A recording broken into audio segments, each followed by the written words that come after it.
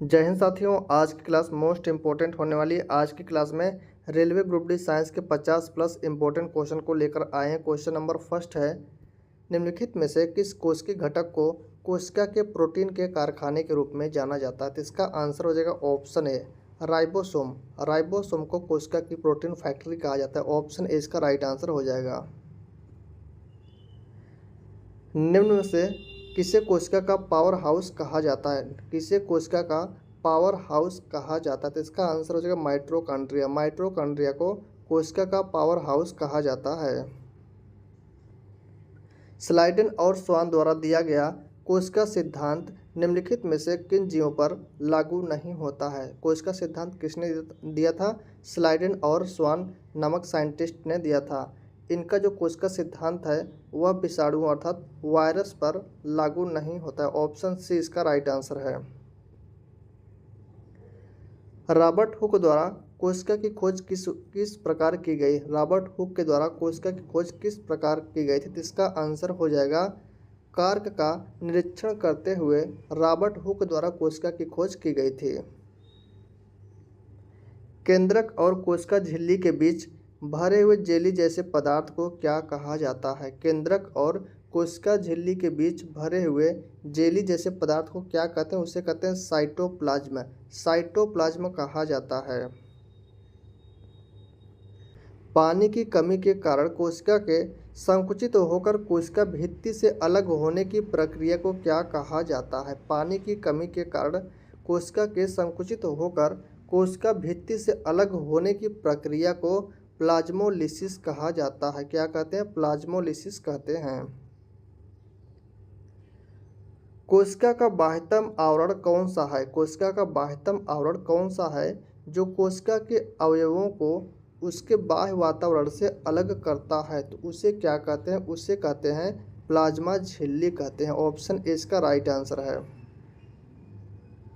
जीवन की मूलभूत इकाई क्या है? जीवन की मूलभूत इकाई पूछा है क्या होती है? तो इसका आंसर है कोशिका। कोशिका को जीवन की मूलभूत इकाई कहते हैं।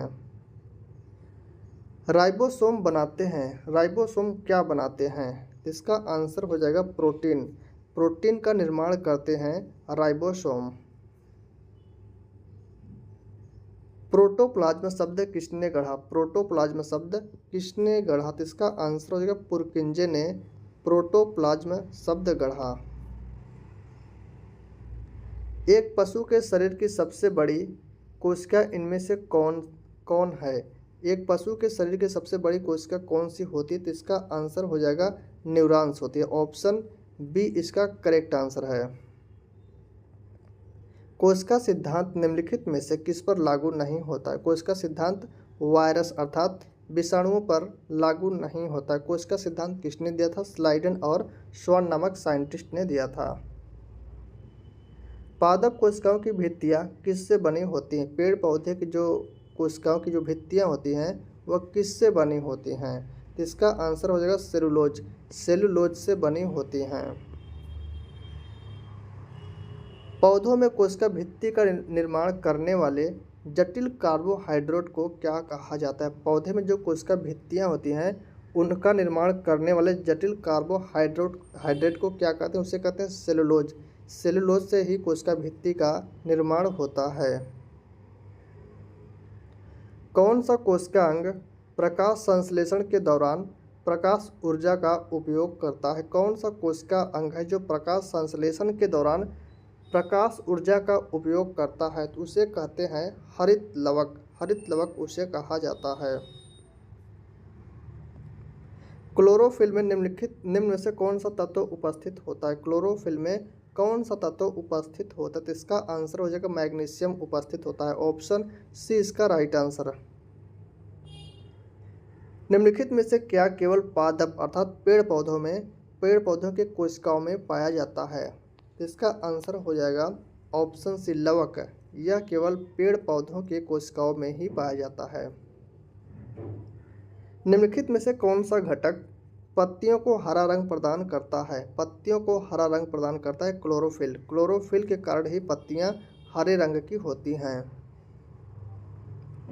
माइटोकॉन्ड्रिया को विचित्र अंगक क्यों माना जाता है? माइटोकॉन्ड्रिया को विचित्र अंगक क्यों माना जाता है? तो इसका आंसर हो जाएगा क्योंकि इनमें राइबोसोम और डीएनए होते हैं। क्योंकि इनमें राइबोसोम और डीएनए होते हैं, इसीलिए माइटोकॉन्ड्रिया को विचित्र अंगक माना जाता है।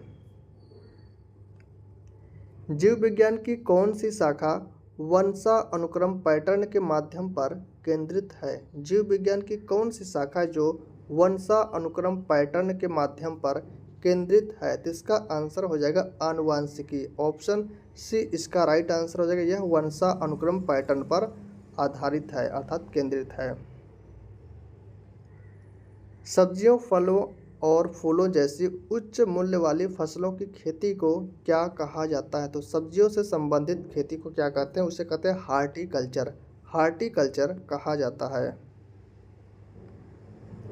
कोशिकाओं के अध्ययन को कहा जाता है। कोशिकाओं के अध्ययन को क्या कहते हैं? तो उसे कहते हैं साइटोलॉजी। साइटोलॉजी कोशिकाओं के अध्ययन को कहा जाता है।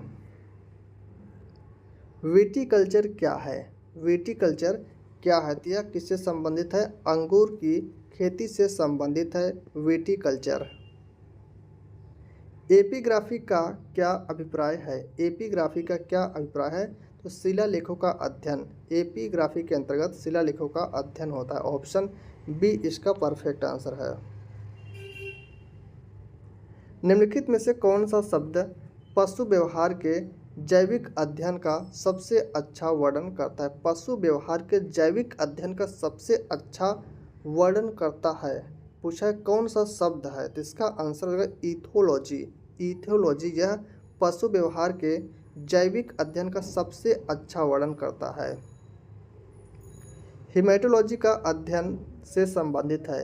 हिमेटोलॉजी किसके अध्ययन से संबंधित है? तो रक्त के अध्ययन से संबंधित है हिमेटोलॉजी। ऑप्शन बी इसका राइट आंसर हो जाएगा।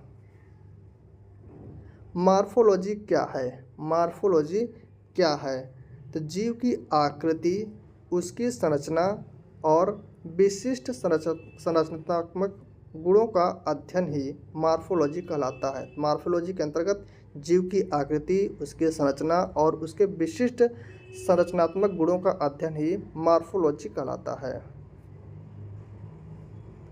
जंतु विज्ञान की किस शाखा का मानव जाति के समाजशास्त्र के अध्ययन से गहरा संबंध है? जंतु विज्ञान की कौन सी शाखा है जो मानव जाति के समाजशास्त्र के अध्ययन से गहरा संबंध रखती है? तो उसे कहते हैं एंथ्रोपोलॉजी। एंथ्रोपोलॉजी कहा जाता है। ऑप्शन डी इसका राइट आंसर। पौधों में बीमारियों का अध्ययन और वह तरीका जिससे पौधे विरोध करते हैं या संक्रमण से सामना करते हैं कहलाता है। तो पौधों में बीमारियों का अध्ययन और वह तरीका जिससे पौधे विरोध करते हैं या संक्रमण से सामना करते हैं कहलाता है। तो उसे क्या कहते हैं? उसे कहते हैं फाइटोपैथोलॉजी। उसे फाइटोपैथोलॉजी कहते हैं। जीवित चीज़ों पर मृदा के प्रभाव का अध्ययन मृदा विज्ञान की किस शाखा के अंतर्गत किया जाता है? जीवित चीज़ों पर मृदा के अर्थात मिट्टी के प्रभाव का अध्ययन मृदा विज्ञान की किस शाखा के अंतर्गत किया जाता है? यह एडोफोलॉजी के अंतर्गत किया जाता है। निम्नलिखित में से शरीर विज्ञान एवं चिकित्सा की वह कौन सी शाखा है जो पुरुषों के विशिष्ट रोगों एवं स्थितियों से संबंधित है? निम्नलिखित में से शरीर विज्ञान एवं चिकित्सा की वह कौन सी शाखा है जो पुरुषों के विशिष्ट रोगों एवं स्थितियों से संबंधित है? तो उससे क्या कहते हैं? उसे कहते हैं एंड्रोलॉजी। एंड्रोलॉजी कहा जाता है। ऑप्शन ए इसका राइट आंसर। निम्नलिखित में से चिकित्सा विज्ञान की कौन सी शाखा, चिकित्सा विज्ञान की कौन सी प्रशाखा यकृत के उपचार और अध्ययन से संबंधित है? तो यकृत के उपचार और अध्ययन से संबंधित है, उसे क्या कहते हैं? तो इसका आंसर हो जाएगा हेप्टोलॉजी। हेप्टोलॉजी कहते हैं। ऑप्शन बी इसका राइट आंसर।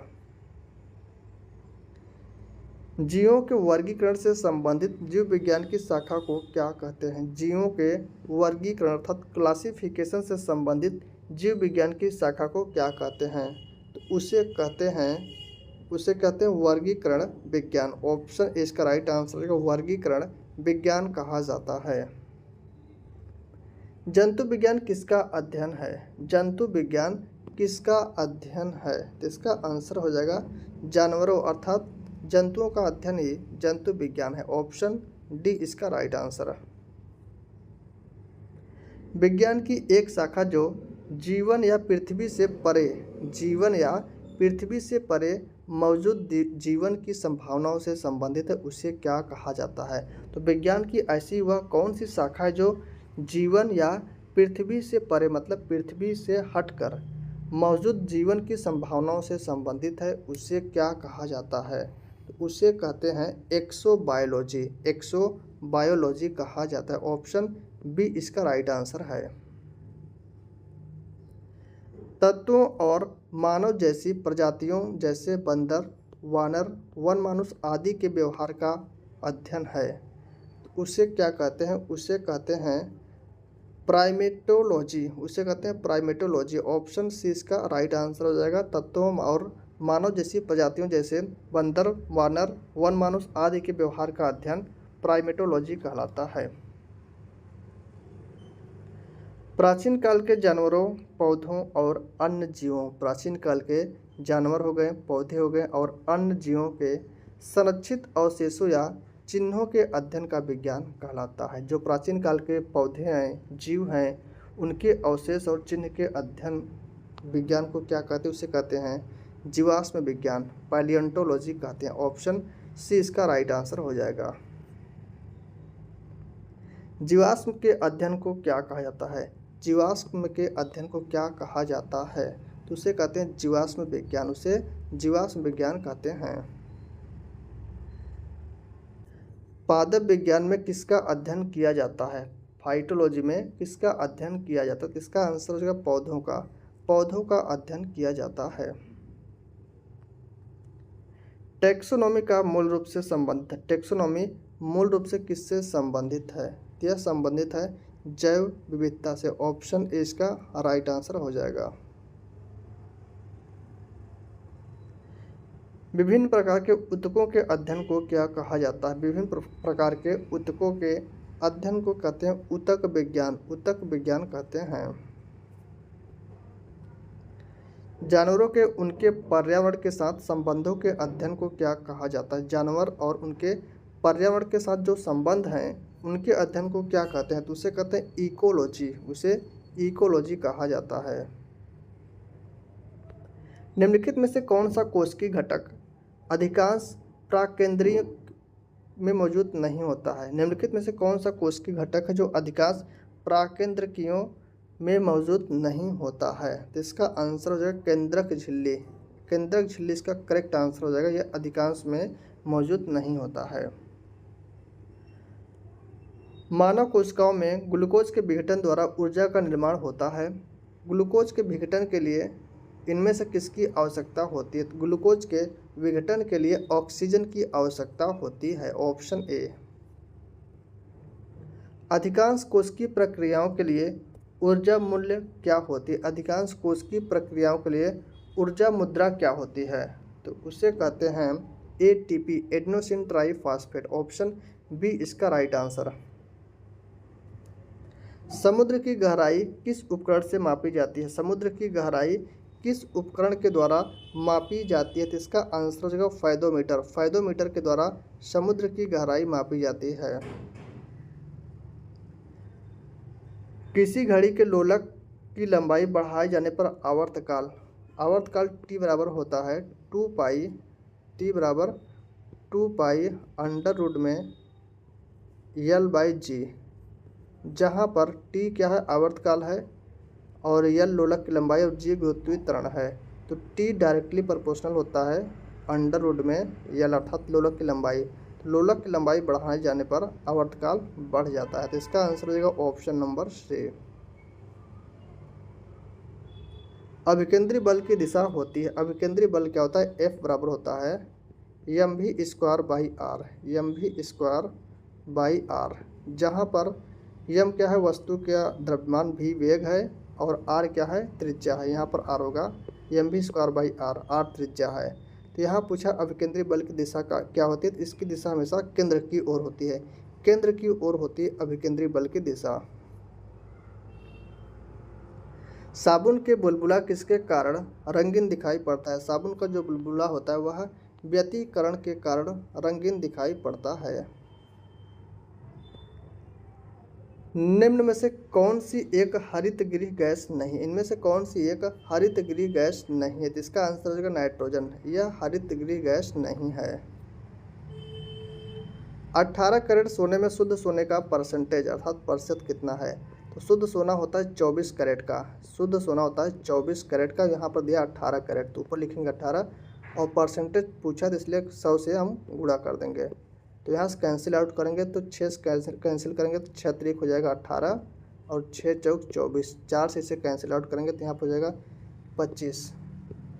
तो 25 दिया 75%। 75% इसमें सोना हो जाएगा, शुद्ध सोना हो जाएगा। तो इसका आंसर हो जाएगा option number B. Option B इसका परफेक्ट आंसर बन जाएगा।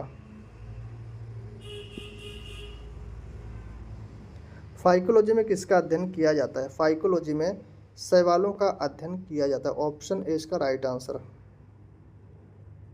सहजीविता का उदाहरण है। सहजीविता का उदाहरण में कौन सा? लाइकेन। लाइकेन यह सहजीविता का उदाहरण है। लीची का खाने योग्य भाग है। लीची का कौन सा भाग खाया जाता है? तो उसे कहते हैं एरिल। जो खाने वाला भाग होता है उसे एरिल कहा जाता है।